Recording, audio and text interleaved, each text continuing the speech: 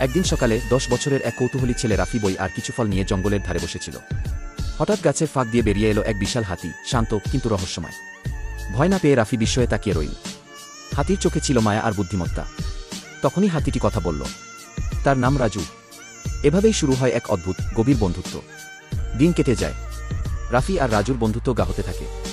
রাফি জানায় গ্রামের কথা আর রাজু শেখায় প্রকৃতির নিয়ম, গাছপালা, পশুদের ভাষা। ওরা একসাথে খেলে, হাসে, ভাবে। রাজু যেমন শান্ত, রাফি তেমন চঞ্চল, তবু দুজনের মাঝে গড়ে ওঠে এক অকাট্য সেতু। একদিন গ্রামের মানুষ রাজুকে দেখে ভয় পেয়ে যায়। তারা ভাবে এত বড় হাতি বিপদ ডেকে আনবে।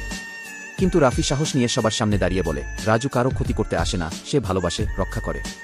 রাজু নরম কণ্ঠে বলে, তার একটাই চাওয়া, বন্ধুত্ব আর শান্তি। শেষ পর্যন্ত গ্রামের বড়রা মেনে নেয়, রাজু শত্রু নয়, সে আমাদের রক্ষাকর্তা। এখন রাফি শুধু নিজে শেখে না, সে অন্য শিশুদেরও নিয়ে আসে রাজুর কাছে। জঙ্গলের মাঝখানে যেন এক স্কুল বসে যায়। রাজু শেখায় গাছ